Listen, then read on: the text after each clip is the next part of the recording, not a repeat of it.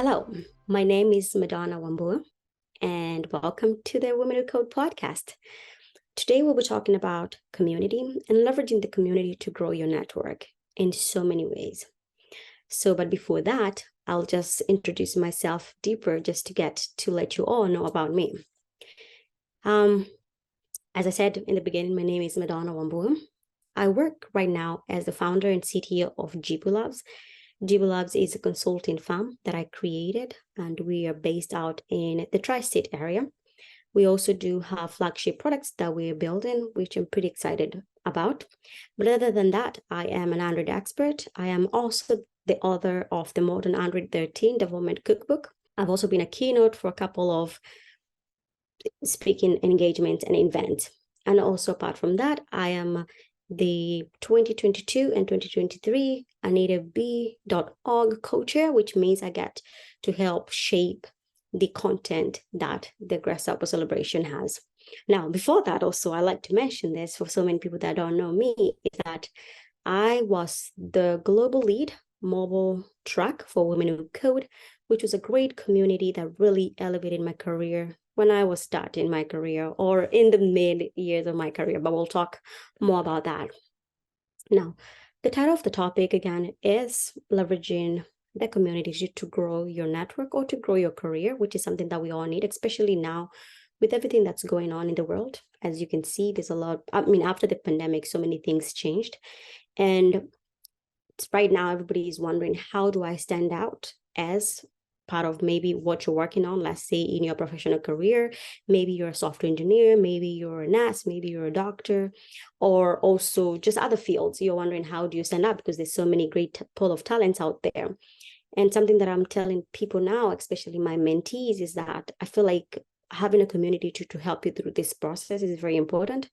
Because right now, I think the future, the way it looks like, there's a lot of fear too, especially with stuff like AI, where people are worried it will also take our jobs. So I think even if it takes our job, I don't think it will take away the community. So the communities will always be there. They will always remain. And if you're leveraging the community, there's a lot of growth that you can gain. Now, let me walk you through my story and how my community really helped me. So I started as a junior Java developer back in around 2011, and I was working building inventory systems. And during that time, I was not really enjoying what I was doing. And I think most of us from time to time experience that. So I decided to look into what I can do with my knowledge of Java. And I learned that you can actually build games, you can actually build mobile applications. And once I realized that, I was like intrigued that the knowledge that I had, I could actually apply that and build mobile applications. And what really inspired me to actually start building mobile applications was the Snake game. And I think many of us here might know about the Snake game or might have heard about the Snake game. It was a popular game that would start an account and then it would go on increasing. And then if you go slowly, it hits the part and then your game was over. That really inspired me a lot. Now, overall, before that, my aspiration or my career, I wanted to become an aeronautic engineer because I loved the planes and I loved to see them fly. And I wished that one day I would be that person that understands all of that, how that works. But that did not turn out, but I like where I am right now and I enjoy doing what I do. So after I started my career in software engineering, that is building a mobile application is something that I loved. I spent my first 5 years of my career just building as an individualist. So I would go build my software. I've been able to publish 2 applications. My first application was called Simple Math. My other application was called Budgeting Buddy, which has 50,000 downloads with a 4.5 rating, which is pretty cool. But something that I noticed was missing was I wasn't really inspired, because as we know, the software engineering world, like, we don't have so many women or people that you can work with that look like you in the field. So that really did demotivate me. So what I ended up doing is that I started looking into, how can I connect with my local community? How can I find other people that were doing what I was doing? And living in Alabama, this time I was living in Alabama. Living in Alabama also, we did not have such a great community where I could, connect, because many people that I knew were either retired or young people who were at school, or I did not know the big, like software engineering community in Alabama. But one day though, I learned that Women Who Code had a community in Alabama, and they were organizing events, and I wanted to know what was happening. So I remember one day on a Saturday, I decided to go to one of the event. And when I went, I found this amazing woman. I don't remember her name because it's been so many years now, but she was very welcoming. She was very accepting of me. She was doing front end because I was doing mobile. She was doing front end, and not in mobile, but I think in web. And she told me, "Hey, Madonna, I didn't know you were around." Yeah. And I told her, "Yeah, I've been around, and it's super great that I'm here. And just tell me more about Women Who Code." And then she introduced me to Women Who Code, and she told me what they were doing. And she told me she was looking for speakers who can help in mobile. And I was like, wow, I've not spoken in any conference, so there's no way I'm going to be a good speaker. She told me, "No, you got this. I can just train you how you can speak. And then we can see, even in our next meeting, you can actually give a talk about how people can get started in mobile." Now, that really inspired me a lot because it's like she saw something in me that I'd not seen. But now remember, this is my first community. So what I did is I went back home and I was so excited. We had free pizza, of course, there's free food, which is super great. So I went back home and I told my husband and my family, like, "Hey, I really found a good community where I found women who are doing coding, something that I'm doing too. And I felt connected with them, even though they're not doing mobile. In fact, they're looking for someone who's doing mobile because they didn't have any people in that community." So next time I volunteered and I decided to become a speaker. So as a speaker, I went and gave a talk actually in mobile. I think I uploaded the video on YouTube. It's my first ever video. It's not my first video to upload on YouTube. On YouTube, I used to upload videos of me just teaching how to program in C, also program in Java, and also just mobile development. But I ended up posting my first speaking engagement, which was in Women Who Code.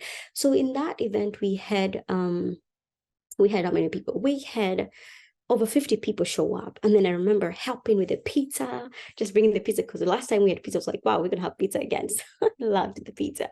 So we brought the pizza and I was so excited. And I remember organizing and helping them to just plan. And then there I was giving my first talk in mobile, which was Introduction to Mobile. And I remember freezing in the first set of my talk. Like when I opened my slide, I could not see anything. I don't know why I froze it, because I think it's because it was my first speaking engagement. And then everybody was looking at me and everybody just said, "Hey, you got this." And I remember when somebody said, "You got this," it really hit me like, hey, what am I actually scared of? It's people who are doing something that I'm doing, and I can be okay with. I can be okay. Nothing's gonna happen. And I remember them clapping for me because I was stuck. And I did not show that I was stuck. I pretended that I was trying to clip, my clicker, but it wasn't working. So I pretended, but I froze because I couldn't go, but my clicker was working. I was so confused. But after the clap, that really motivated me a lot. And then I started the talk. The talk went out so well. And then I completed, and then I had amazing questions and so many questions. And I was like, wow, that was my first speaking engagement in public. Now, to be fair, I want to mention that I had done other speaking engagements, but online, because that's just through work where I would just give a presentation, but not in front of people, because I feel like, to me, what I was afraid of is that, first of all, I am an immigrant. My first language is not English. And I was wondering, how will my message be able to be conveyed in a nice way? Will they understand me, or will I be very awkward in this? But I realized that was all doubt in my head telling me no, but it did not translate to who I was and what I wanted to share. So if you're out there and listening to this podcast and wondering, how do you start your own talk? How do you start your fast talk? And you're facing the same fear, just remember, those fears in your mind should not represent who you are, and you got this. And the community is actually there to cheerlead for you and support you, because what they did, they cheerleaded for me, right? They clapped for me and told me I got this. And then that really motivated me. And then I did my talk. Now, push forward to where I am right now. The community has really helped me in so many ways. So after giving my first talk, I started now being invited to give other talks. And I remember after that talk, I flew to San Francisco to attend the Women Who Code conference in person. That really motivated me too, because I remember seeing so many women giving talks and panels. And I was like, wow, I had never thought that it can get this big and good. Now, That said, that inspired me to keep doing that more, but I did not have a platform yet. But we'll get to the story where I get a platform. I did not have a platform yet. But what I decided to do is that now become the global lead for mobile, where I can lead webinars and even continue working on my speaking skills, just continue working on my presentations, making sure that my presentation understandable, and also making sure that I leverage the community to keep growing this thing that I like to do as I continue doing my engineering, because I was still employed as an Android engineer, working as an Android engineer. Now, as we kept moving forward, as years went by, I ended up becoming a Google developer expert for Android. That is because Google noticed I was doing great work, and I was referred to this program, which was called Women Developer Academies. And through the Women Developer Academy, and during this time, I actually became an ambassador, because the Google Tech Makers Ambassador program reached out to me and asked me, Madonna, we are seeing you doing great work in the community. And because every time I would go speak in a conference, people would post about me and talk about me, like what I did and what really resonated with them. And I feel like this is what really elevated me a lot. So when I mentioned leveraging the community, it's in through such things where you speak, people get inspired, they share your slides, they share your name, they speak your name. And then my name gets, people started speaking my name in different places where, for instance, my next talk was in such a big conference, the Grace April Celebration. And that is because somebody had listened to me giving a talk, and they were like, Madonna, I would really like to give a talk with you. Would you like for us to collaborate on a panel? And I said, yes. And then we applied and we got accepted.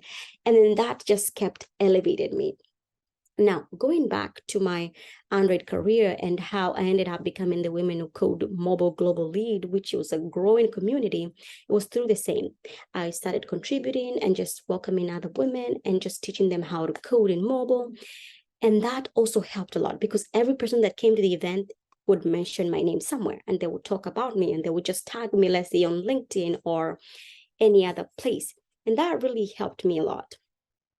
Now, later on, after now the Women Developers Academy program and then becoming a Women Tech Makers Ambassador, Google told me you can become an expert. And then they scheduled a round of interviews. So the interview that I did had 4 rounds. And after I passed all the rounds, they said, yeah, you are now officially a Google Developer Expert for Android. So what this meant is that first, the requirements were you need to have 5 years of experience in the field. And then second, you need to have taught somewhere or have contributed somewhere.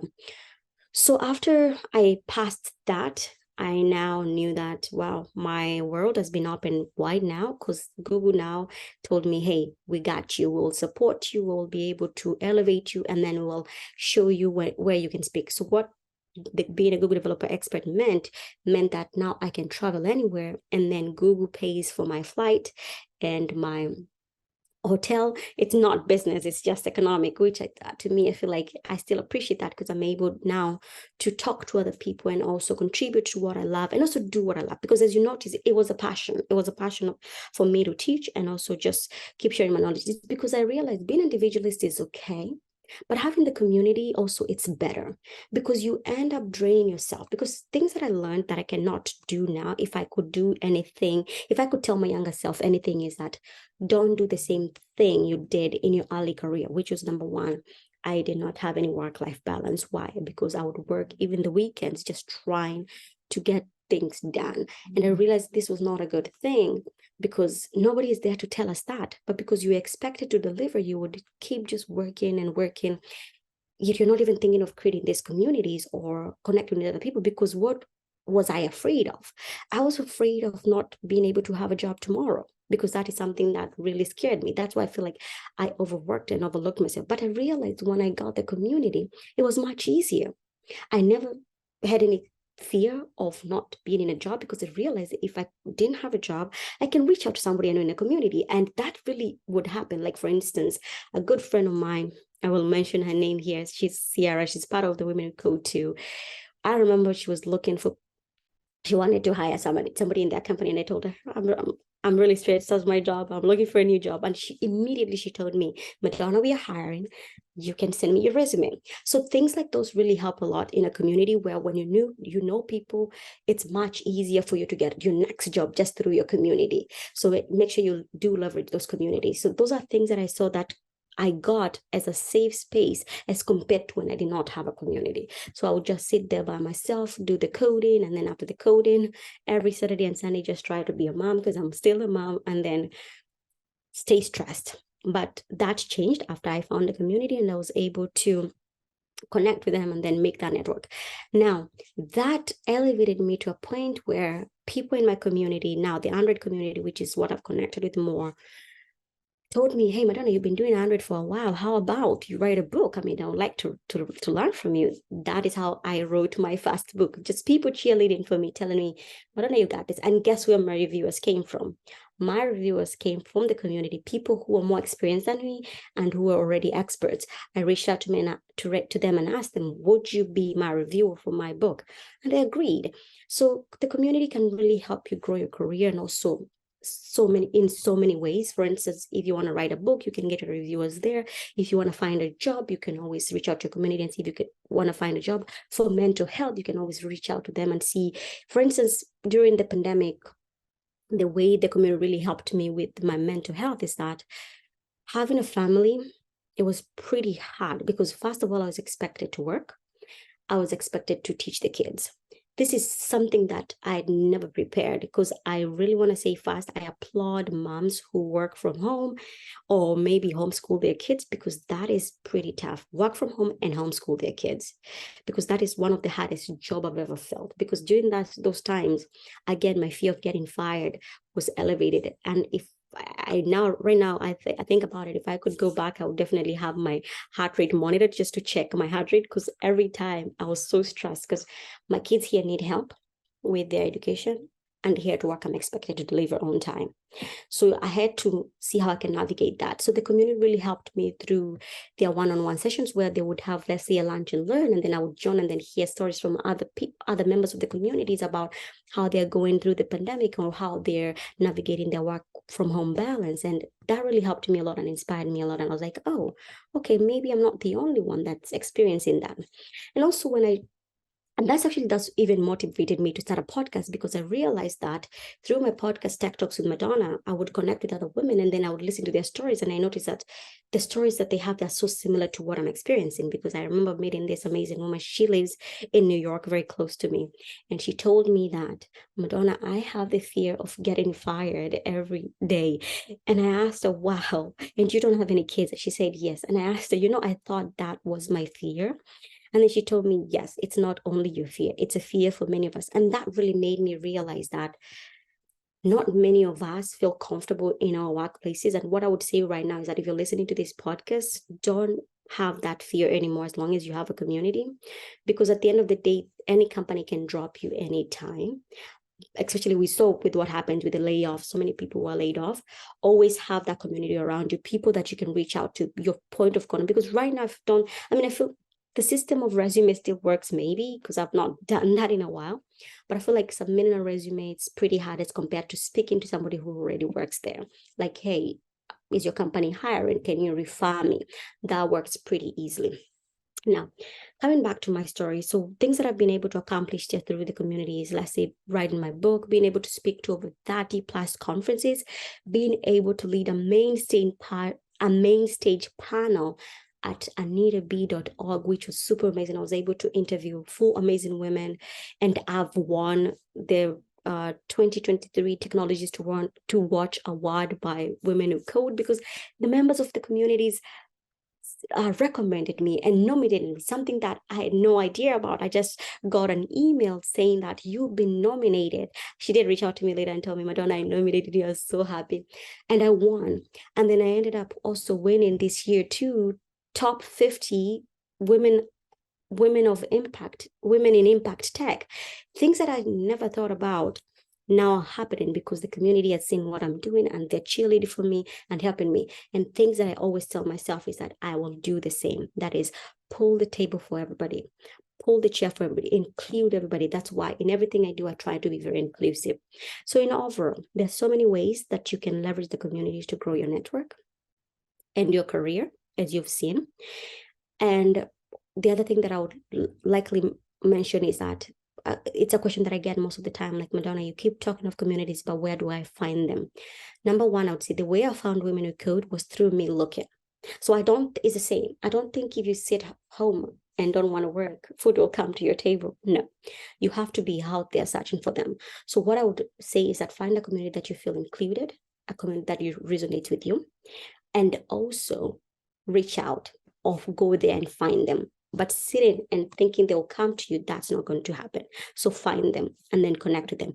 There's so many communities out there that exist that are very supportive to women and non-binary people, and anybody that wants to join any community, you're pretty welcome. I feel like, especially for women who code, like I mentioned, it was my first community, and the people there we're still connected to now. I am still a member. I don't think I will ever leave being a member. I think when I joined, we were like 10 people. Now we've grown to over 2,000 people. And I do think, for instance, in Women Who Code, they have a couple of tracks. So if you're in machine learning, if you're in cloud, if you're in blockchain, they have all those tracks, and you can always look them up through their website.